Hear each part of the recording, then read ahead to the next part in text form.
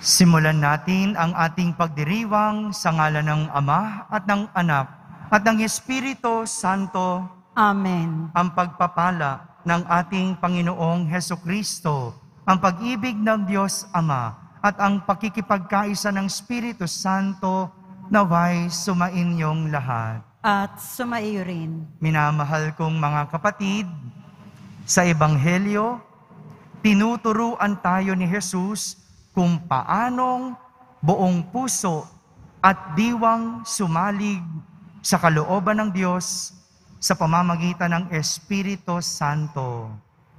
Ngayon ipinagdiriwang natin ang ikalawang pandaigdig na araw para sa mga lolo't lola at mga nakatatanda na may temang "They shall bear fruit even in old age." Pagdasal po natin sila sa misang ito, lalong-lalo na yung mga yumaong mahamahal natin sa buhay, mga may sakit, upang madama nilang ganap ang pag-ibig ng Diyos sa pamamagitan ng kanilang mga pamilya at mga taong handang kumalinga sa kanila. Upang tayo'y maging marapat gumanap sa banal na pagdiriwang, aminin muna natin at pagsisihan ang ating mga kasalanan. Inaamin ko sa makapangyarihang Diyos At sa inyo mga kapatid, na lubha akong nagkasala sa isip, sa salita at sa gawa, at sa aking pagkukulang, kaya isinasamo ko sa mahal na Birheng Maria, sa lahat ng mga anghel at mga banal, at sa inyo mga kapatid, na ako'y ipanalangin sa Panginoong ating Diyos. Kaawan tayo na makapangyarihang Diyos, patawarin tayo sa ating mga kasalanan at patnubayan tayo sa buhay na walang hanggan. Amen. Panginoon, kaawaan mo kami. Panginoon, kaawaan mo kami. Kristo, kaawaan mo kami. Kristo, kaawaan mo kami. Panginoon, kaawaan mo kami. Panginoon, kaawaan mo kami.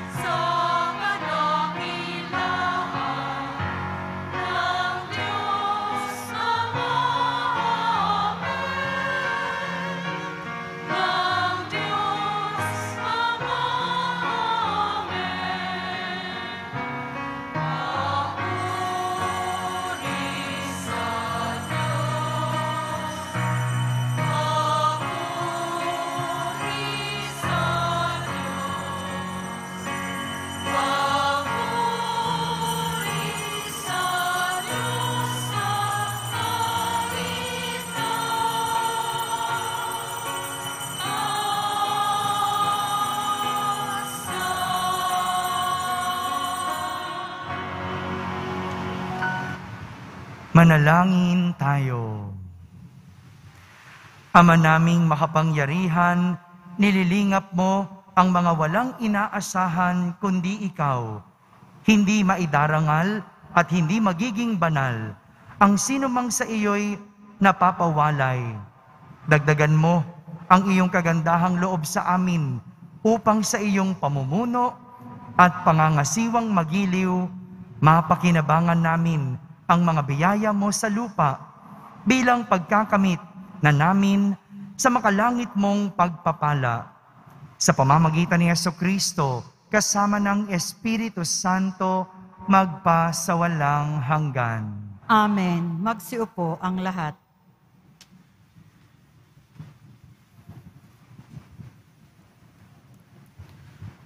Pagbasa mula sa aklat ng Henesis. Noong mga araw na iyon, sinabi ng Panginoon, "Katakot-takot na ang sumbong sa akin laban sa Sodoma at Gomora, at napakalaki ng kanilang kasalanan. Paroroon ako at aalamin kung ito'y totoo." Umalis nga ang mga lalaki at nagpunta sa Sodoma.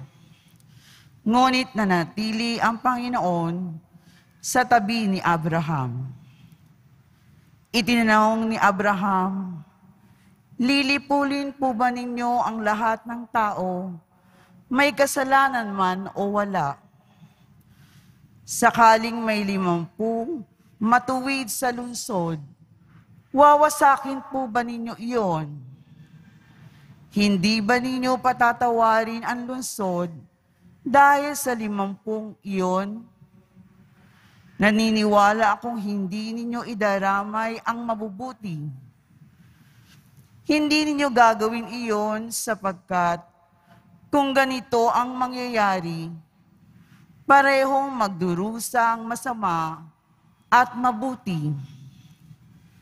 Hindi ito mangyayari.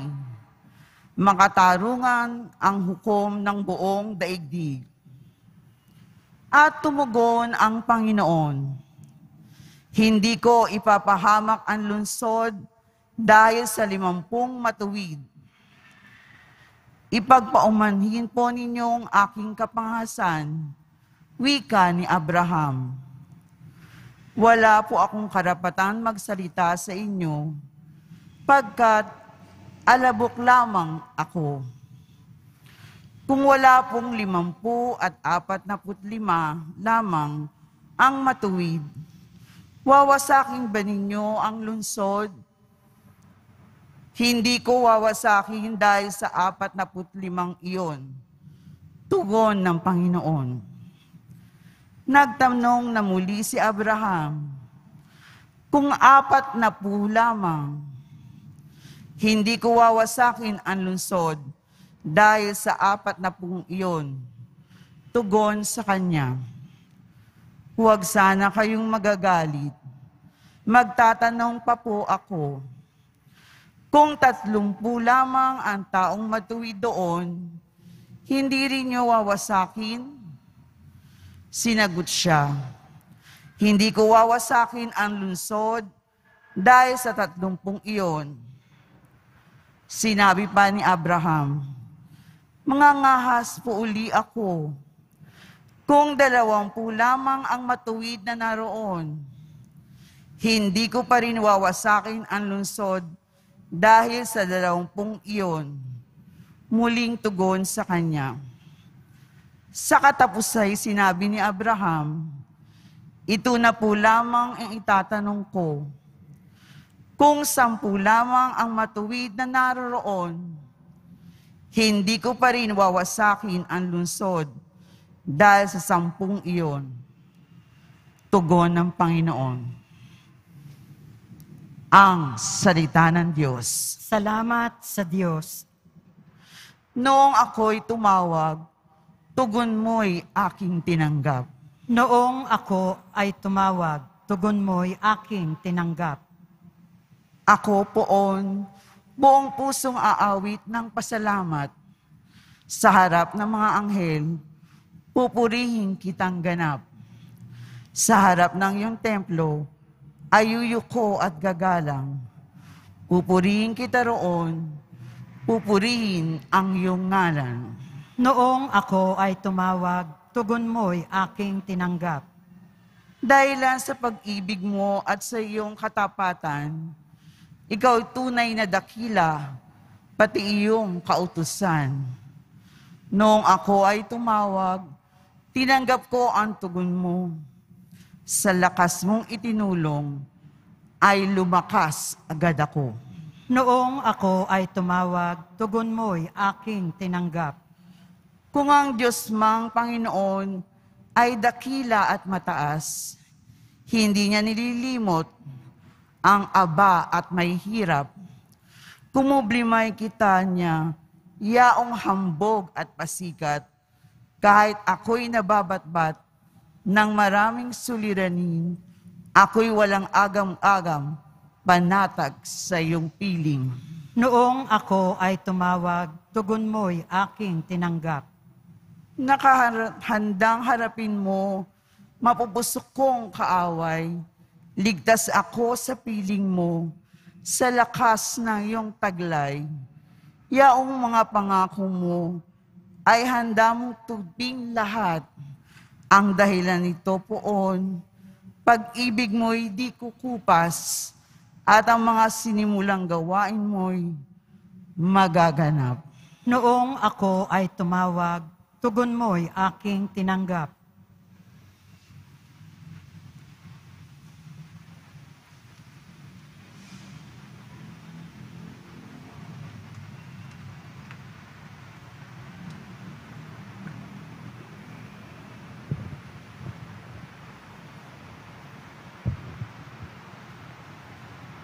Pagbasa mula sa sulat ni Apostol San Pablo sa mga taga-Kolosas. Mga kapatid, nung kayo'y binyagan, nalibing kayong kasama ni Kristo at muling nabuhay na kasama niya dahil sa inyong pananalig sa kapangyarihan ng Diyos na muling bumuhay sa Kanya. Kayong mga hentil na dating patay dahil sa kasalanan, ay muling binuhay ng Diyos na kasama ni Kristo. Pinatawad niya tayo sa ating mga kasalanan at pinawalang bisa ang lahat ng kasulatan laban sa atin, pati mga pananagutang kaugnay nito.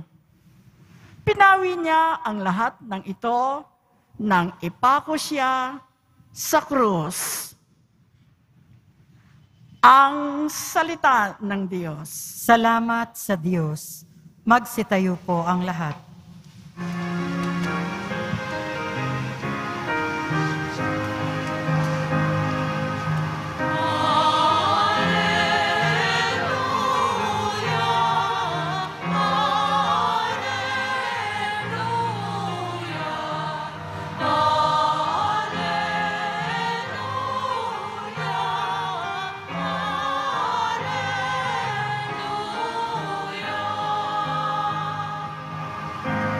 Espiritu ng Diyos Anak, ay siyang ating tinanggap, ng Diyos Ama ay matawag.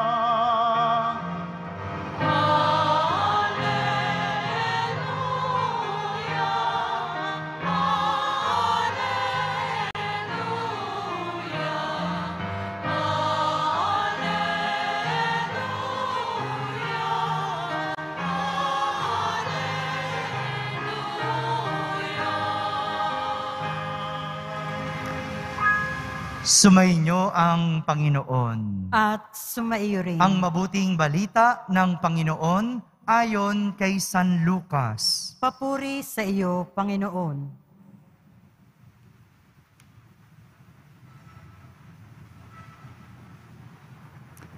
Minsan, nananalangin si Jesus. Pagkatapos niya, sinabi ng isa sa kanyang mga alagad, Panginoon, turuan po ninyo kaming manalangin katulad ng ginawa ni Juan sa kanyang mga alagad. Sinabi ni Jesus, kung kayo'y mananalangin, ganito ang sasabihin ninyo, Ama, sambahin nawa ang ngalan mo. Magsimula na sana ang iyong paghahari. Bigyan mo kami ng aming makakain sa araw-araw at patawarin mo kami sa aming mga kasalanan sapagkat pinatatawad namin ang bawat nagkasala sa amin. At huwag mo kaming iharap sa mahigpit na pagsubok. Sinabi pa rin niya sa kanila, ipalagay natin na ang isa sa inyo'y nagpunta sa isang kaibigan, isang hating gabi at nagsabi, Kaibigan, bigyan mo muna ako ng 3 tinapay. Dumating kasi ang isa kong kaibigang naglalakbay at wala akong maihain sa kanya. At ganito naman ang sagot ng kanyang kaibigan sa loob ng bahay. Huwag mo nga akong gambalain. Nakatarang ka na ang pinto at nakahiga na kami ng aking mga anak. Hindi na ako makababangon pa upang bigyan kita ng iyong kailangan. Sinasabi ko sa inyo, hindi man siya bumangon dahil sa kanilang pagkakaibigan. Babangon siya upang ibigay ang hinihingi ng kaibigan dahil sa pagpupumilit nito. Kaya sinasabi ko sa inyo, humingi kayo at kayo'y bibigyan. Humanap kayo at kayo'y makasusumpong. Kumatok kayo at ang pinto'y bubuksan para sa inyo, sapagkat tumatanggap ang bawat humihingi, nakasusumpong ang bawat humahanap, at binubuksan ang pinto sa bawat kumakatok. Kayong mga ama, bibigyan ba ninyo ng ahas ang inyong anak kung humihingi ng isda? Bibigyan ba niyo siya ng alakdan kung siya'y humihingi ng itlog? Kung kayong masasama ay marunong magbigay ng mabubuting bagay sa inyong mga anak, gaano pa kaya ang inyong amang nasa langit? Ibibigay niya ang Espiritu Santo sa mga humihingi sa Kanya. Mga kapatid, ang mabuting balita ng Panginoon. Pinupuri ka namin, Panginoong Heso Kristo. Magsiupo ang lahat. Isang magandang araw po sa inyong lahat. Alam ko po na pagod po kayo sa pagtayo at pakikinig ng mahaba nating ebanghelyo sa araw na ito. Kaya hahabaan kong homily para makapahinga kayo. Okay po ba yon? Parang ayaw sumagot ng isa eh. No? Mabilis lang po ito. Simulan natin ang ating pagninilay sa isang kwento. At minsan, isang araw, may isang anak na deboto ng Nazareno ang umuwi sa kanilang bahay ng malungkot. Napansin ng kanyang matandang ama na hindi masaya ang kanyang debotong anak. Akala ng ama, napagod lang sa biyahe kasi malayo ang Quiapo sa kanilang bahay. Kaya baka pagod lang ito. Ngunit nang isara ng kanyang anak ang pinto ng kanyang kwarto, halos masira ito sa lakas ng pagkakasara.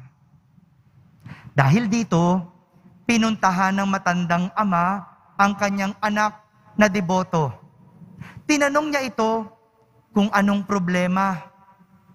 Sumagot ang debotong anak, Tay, hindi ko na nakikita ang kabuluhan ng aking pagdedebosyon at pagdarasal. 10 taon na akong deboto at laging nagsisimba. 10 taon na akong balik ng balik sa Quiapo. Marami na akong pamasaheng nagastos. Marami na akong humilyang napakinggan. Siguro, 10,000 lahat. Pero sa lahat ng yon, wala akong matandaan. Parang wala akong nakuha sa aking pagdedebosyon. Wala namang nangyayari sa lahat ng aking pagdarasal at pagdedebosyon. Sayang lang ang lahat, kaya ayoko na. Ganyan din po bang nararamdaman nyo? Sayang, malungkot kapag galing sa Quiapo. Malungkot kapag hindi na pagbibigyan ang dasal. Nangiti yung ama at nagsimulang magkwento. Sabi niya, alam mo anak, kami ng nanay mo, 50 taon ng kasal. Magaling magluto ang iyong ina. At yun ang lagi kong binabalik-balikan. Kita mo naman, noong nagtatrabaho pa ako, kahit gabi na akong umuwi, pinipilit kong dito sa bahay kumain.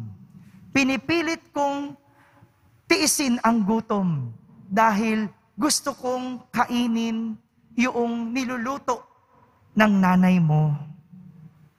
Ngunit sa dami ng niluto ng nanay mong putahe, wala akong maalala kung kailan niya niluto ang putaheng iyon. Hindi ko nga maalala kung anong ulam natin noong isang araw. Pero isa lang ang alam ko, lahat ng pagkaing niluto ng nanay mo, pinalakas at pinanatili niya ako sa buhay. Mga kapatid, ito ang panalangin. Sabihin niyo nga po, panalangin. Ganito po ang nagagawa ng panalangin. Totoo, minsan parang walang kabuluhan ang ginagawa nating panalangin. Dahil hindi naman natutupad ang ating dinadalangin. Tila minsan, hindi pinapakinggan kasi wala namang nangyayari sa atin. Mahirap pa rin tayo. May sakit pa rin tayo. May problema pa din tayo. Hindi natatapos o nauubos ang mga pinagdadaanan. Pero ganun pa man, hindi man natin pansin ang nagagawa ng panalangin sa atin, tayo ay napapanatili. Akala mo walang nangyayari. Akala mo hindi dinidinig. Akala mo walang kwenta ang iyong ginagawang pagdarasal. Pero tignan mo, nandito ka, buhay at nananatili. Subukan mong itigil ang pananalangin bukod sa ikaw ay maliligaw, ang iyong pananampalataya sigurado manghihina at maaring mamatay. Kaya naman, tinuturuan po tayo ng ating mga pagbasa kung paano manalangin. 2 lang po ang tatandaan kung paano manalangin. Una, dapat masigasig. Sabihin nyo nga po, masigasig. Ipinakita ni Abraham sa ating unang pagbasa kung paano maging masigasig. Nagalit kasi ang Panginoon sa iskandalong ginawa ng mga taga-Sodoma at Gomora. Kaya naman, naisip ng Panginoon na lipulin at parusahan ang mga tao. Ngunit nagdasal. Nagdasal si Abraham sa Panginoon at nakipagtawaran. Sabi niya, paano kung may 50 o kaya 45? Paano kung may 40, 30, 20 o 10 mabubuti sa lugar na iyon? Lilipulin mo pa rin ba? Parurusahan mo ba sila? Di ba minsan ganon tayo? Nakikipagtawaran tayo sa Diyos. Lord, sige na, kahit konti lang. Sige na Lord, ito lang. Promise, ito lang. Hindi ba minsan ganon? Si Abraham, paulit-ulit na dumalangin at paulit-ulit ding sumagot ang Panginoon sa kanya na hindi niya lilipulin o parurusahan ang mga tao para sa mga mabubuting natitira. Ito po ang pagiging masigasig, hindi tumitigil. Kaya may nangyayari o wala, ang pagiging masigasig ay hindi marunong magsawa, hindi sumusuko at laging naniniwala. Pangalawang dapat nating tandaan, kapag tayo'y nananalangin, dapat tayo ay mapagpakumbaba. Sabihin nyo nga po, mapagpakumbaba. Sa ating ebanghelyo, ipinakita naman sa atin ni Jesus ang kapakumbabaan sa pamamagitan ng pagbibigay ng modelo ng panalangin. At ito ang Ama namin. Itong panalangin ito ay panalangin ng isang anak sa isang ama. Walang anak na hihigit kaysa ama. Kaya nga ito ay may pagsamba. Ito ay may pagsunod sa kalooban ng Ama. Sa pagdarasal ng Ama namin, tayo ay natututong humingi.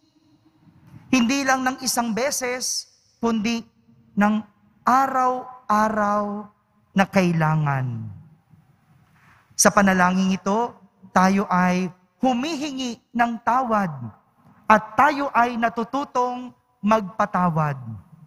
Lahat ito, aspeto ng pagpapakumbaba. Kaya, sa ating pananalangin, tayo dapat ay nagpapakumbaba at hindi nagmamalaki. Tayo ay humihingi at hindi naguutos.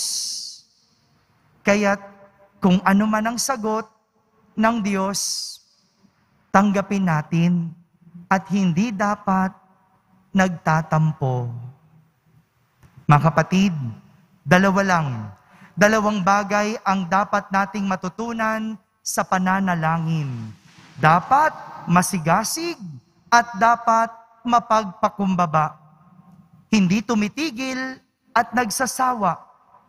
Dapat humihingi at hindi nagmamalaki. Amen? Amen. Magsitayo po tayong lahat at sabay-sabay nating ipahayag ang ating pananampalataya.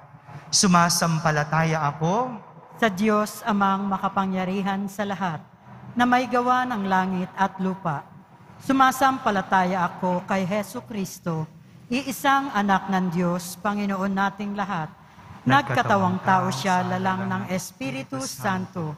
Ipinanganak ni Santa Mariang Birhen, pinagpakasakit ni Poncio Pilato, ipinako sa krus, namatay, inilibing.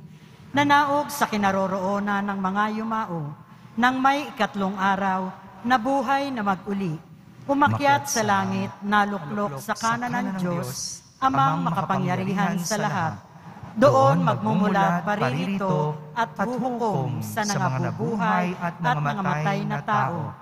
Sumasampalataya naman ako sa Diyos Espiritu Santo, sa banal na simbahang Katolika, sa kasamahan ng mga banal, sa kapatawaran ng mga kasalanan, sa pagkabuhay na muli ng nangamatay na tao, at sa buhay na walang hanggan. Amen.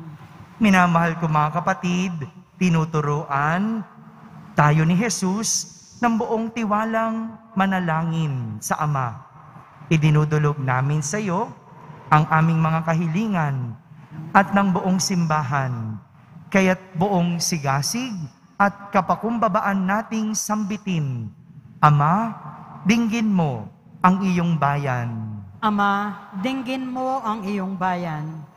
Para kay Francisco na aming Papa, mga obispo, pari at diakono, masalamin nawa sa kanila ang pag-ibig mo, Ama, sa pamamagitan ng kanilang paglilingkod sa kapwa. Manalangin tayo. Ama, dinggin mo ang iyong bayan. Para sa mga pinuno ng aming bayan, ituring nawa nila ang kanilang sarili bilang mga tagapangalaga at tagapagtanggol ng mga dukha, mahina at walang tinig sa lipunan. Manalangin tayo. Ama, dinggin mo ang iyong bayan. Para sa mga pinanghihinaan ng loob, sanhi ng mga pagsubok at problema, manatiling bukas nawa ang kanilang puso sa kabila ng mga suliranin, sapagkat ikaw, Ama, ay sumasa kanila. Manalangin tayo. Ama, dinggin mo ang iyong bayan. Para sa mga nakatatanda, naway mapuspos sila ng galak at maging matatag sa anumang kanilang pinagdaraanan sa buhay. Patuloy nawa silang kalingain ng mga taong may tunay na malasakit. Manalangin tayo. Ama, dinggin mo ang iyong bayan. Para sa mga yumao, yakapin mo nawa silang mahigpit sa kanilang pagsapit sa iyong kaharian upang madama nilang ganap ang iyong pag-ibig at pagpapatawad. Manalangin tayo. Ama, dinggin mo ang iyong bayan. Sa katahimikan, ating ilapit sa Diyos ang ating mga pansariling kahilingan.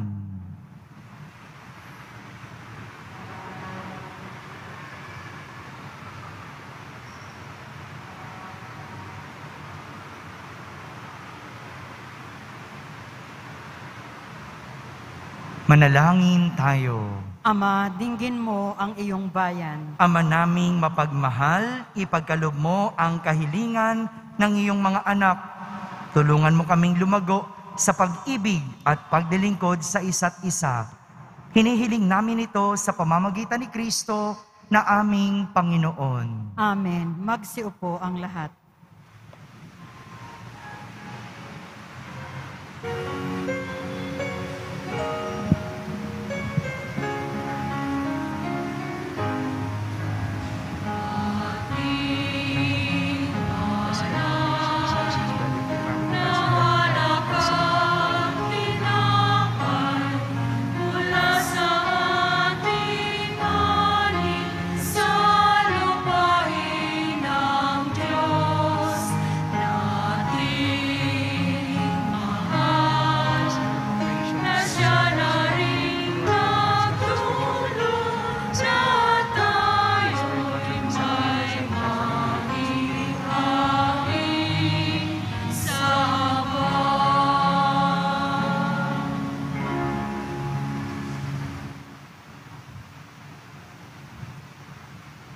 Magsitayo po ang lahat.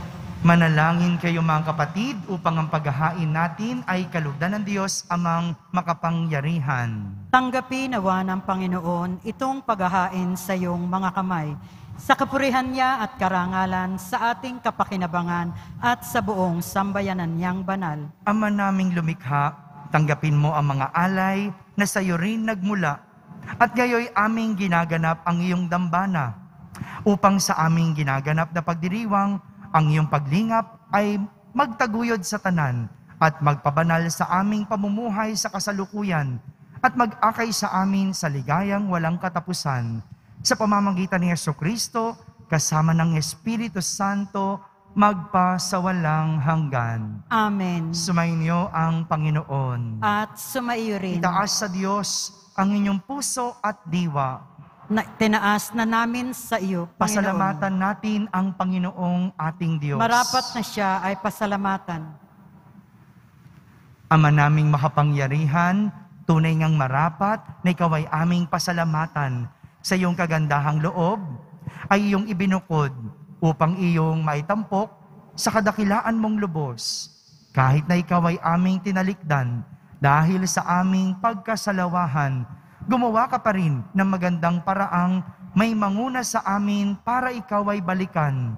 Kaya't ang iyong minamahal na anak ay naging isa sa mga taong hamak upang may kapwa kaming makapagligtas sa aming pagkapahamak at pagkaligaw ng landas. Kaya kaysa ng mga anghel na nagsisiawit ng papuri sa iyo nang walang humpay sa kalangitan, kami nagbubunyi sa iyong kadakilaan.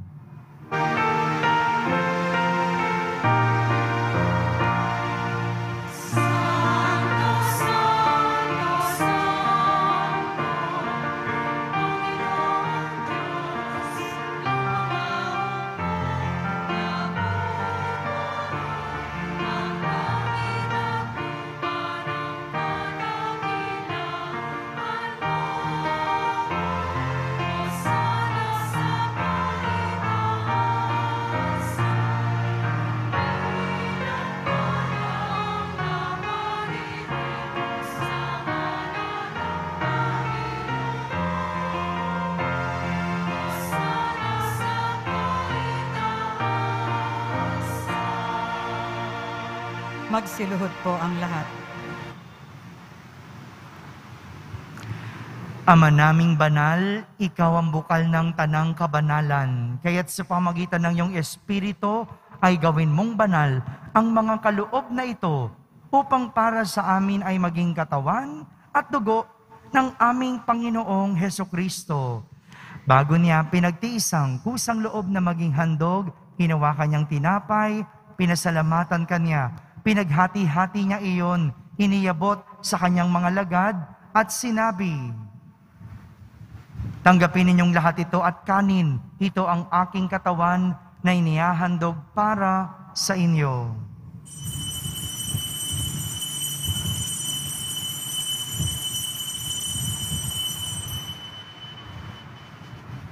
Gayon din naman, nung matapos ang hapunan, hinawakan niyang kalis, muli kanyang pinasalamatan. Iniabot niya ang kalis sa kanyang mga lagad at sinabi, "Tanggapin ninyong lahat ito at inumin. Ito ang kalis ng aking dugo, ng bago at walang hanggang tipan. Ang aking dugo na ibubuhos para sa inyo at para sa lahat sa ikapagpapatawad ng mga kasalanan. Gawin ninyo ito sa pag-alaala sa akin."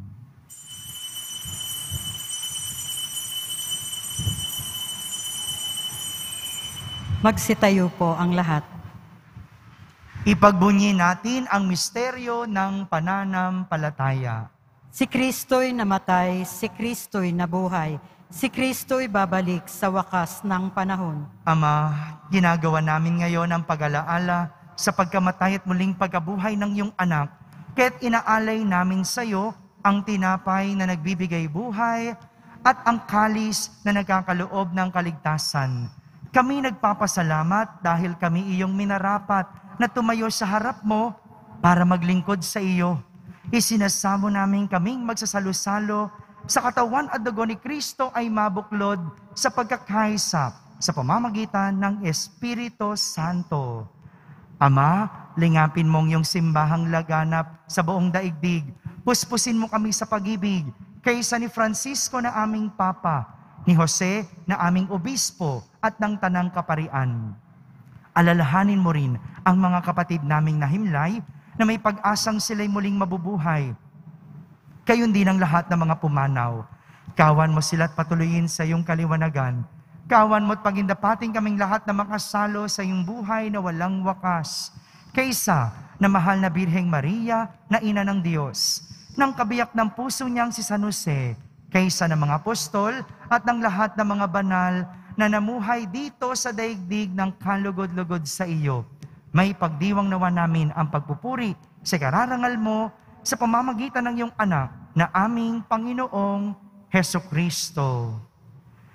Sa pamamagitan ni Kristo, kasama niya at sa Kanya, ang lahat ng parangal at papuri ay sa iyo, Diyos Amang makapangyarihan, kasama ng Espiritu Santo, magpa sa walang hanggan.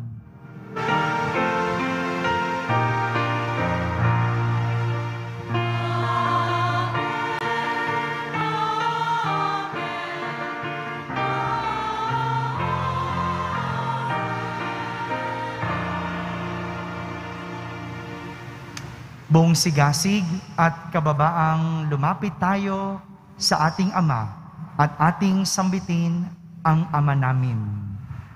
Ama namin, sumasalangit ka, Sambahin ang ngalan mo, mapasa amin ang kaharian mo, sundin ang loob mo dito sa lupa para nang sa langit.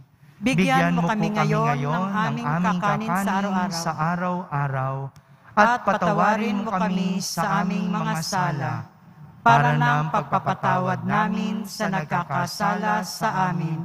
At huwag mo kaming ipahintulot sa tukso, at iadya mo kami sa lahat ng masama. Hinihiling namin kami iadya sa lahat ng masama, pagkalooban ng kapayapaan araw-araw, iligtas sa kasalanan, at ilayo sa lahat ng kapahamakan, samantalang aming pinananabikan ang dakilang araw ng pagpapahayag ng tagapagligtas naming si Hesukristo. Sapagkat iyo ang kaharian at ang kapangyarihan at ang kapurihan magpakailanman. Amen. Panginoong Hesukristo, sinabi mo sa iyong mga apostol, kapayapaan ang iniiwan ko sa inyo, ang aking kapayapaan ang ibinibigay ko sa inyo. Tunghayan mo ang aming pananampalataya at huwag ang aming pagkakasala. Pagkalooban mo kami ng kapayapaan at pagkakaisa ayon sa iyong kalooban, kasama ng Espiritu Santo, magpa sa walang hanggan. Amen. Ang kapayapaan ng Panginoon ay laging sumainyo. At sumaiyo rin. Magbigayan kayo ng kapayapaan sa isa't isa. Kapayapaan po para sa lahat.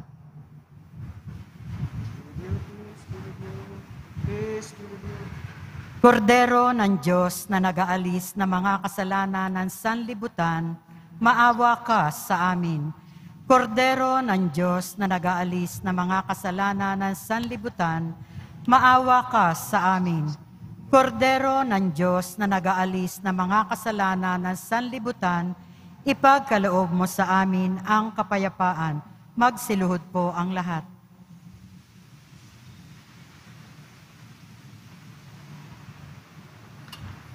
Ito ang kordero ng Diyos. Itong nag-aalis ng mga kasalanan ng sanlibutan.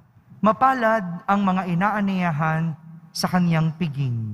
Panginoon, hindi ako karapat-dapat na magpatuloy sa iyo, ngunit sa isang salita mo lamang ay gagaling na ako.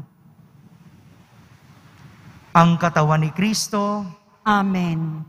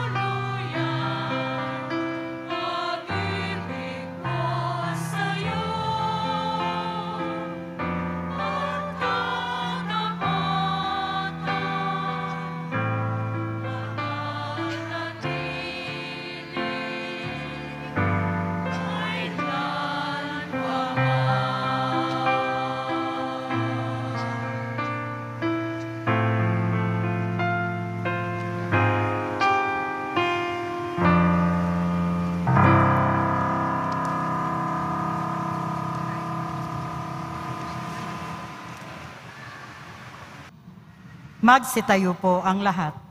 Manalangin tayo. Ama naming mapagmahal, pinagsaluhan namin sa banal na pakikinabang ang alaalang walang kupas ng iyong anak na nag-alay ng sarili niyang buhay para sa aming kaligtasan. Ipagkaloob mong ito ay magdulot ng pag-unlad sa ipinamana niya sa aming pagdiligtas. Bilang tagapamagitan, kasama ng Espiritu Santo, magpa sa walang hanggan. Amen. Panalangin para sa mga nakakatanda at mga lolo at lola. Yung mga lolo at lola na nagsimba sa araw na ito, magsiyuko po kayo habang kayo po ay aming pinagdarasal. Ama naming mapagmahal, bukal ka ng buhay at lahat ng biyaya, buong pagkalinga mo kaming itinataguyod sa bawat yugto ng aming buhay at binibigyan mo ito ng kaganapan kay Jesus na iyong anak na aming kapatid. Nagpapasalamat kami sa pagbibigay mo ng aming mga lolo at lola at mga nakatatanda upang maging aming gabay at pagbabahagi nila ng kanilang mayamang karanasan at karunungan na natamo sa pagdaan ng mga taon. Pinasasalamatan ka namin sa kanilang patotoo ng iyong pananatili at pagkalinga sa bawat kaganapan at pagbabago sa aming buhay. Basbasan mo sila ng tuwa at kapanatagan, ng kasiyahan sa mga bunga ng kanilang pagpapagal at ng tapat na pagmamahal ng kanilang pamilya. Patatagin mo sila sa pagtitiwala sa iyong mapagpagaling na awa sa harap ng mga pagkakamali at kasalanan ng panahong nagdaan. Maging maligaya nawa sila sa piling ng kanilang mga mahal sa buhay at mga kaibigan. Ipagadya mo sila sa lahat ng panganib at kasamaan na nagkukubli sa walang hanggang kapayapaan at galak sa iyong kaharian. Pagkalooban mo sila ng tiyaga at katatagan na pasanin ang krus ng sakit at kahinaan ng katawan. Tulungan mo silang tingnan ang kanilang mga hirap at pagtitiis bilang pakikiisa sa misteryong Paskwal ni Kristo. Ipagkaloob mo sa amin na kanilang mag-anak at mga kaibigan ang matatag na paninindigan at pananalig sa halaga at karangalan ng bawat tao na nilikha ng iyong kalarawan at tinubos ng sakripisyo ng iyong anak sa krus.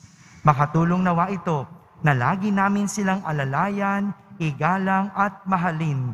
Hinihiling namin ito sa pamamagitan ni Jesucristo kasama ng Espiritu Santo magpa sa walang hanggan. Amen.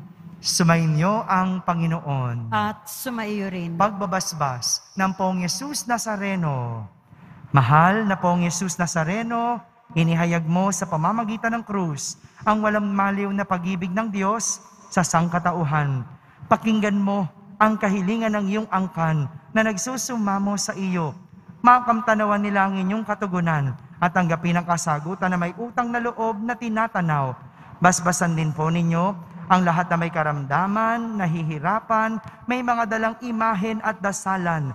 Sa pamamagitan ng bendisyon na ito, naway maalala nila ang mga pangako nila noon sa binyag na ikaw ang kanilang iibigin at paglilingkuran bilang Panginoon magpa sa walang hanggan. Amen. At pagpalain kayo ng makapangyarihang Diyos, Ama, Anak, at Espiritu Santo. Amen. Tapos na po ang ating pagdiriwang, humay kayong taglay ang pag-ibig at kapayapaan ng Poong Jesus Nazareno. Salamat sa Diyos.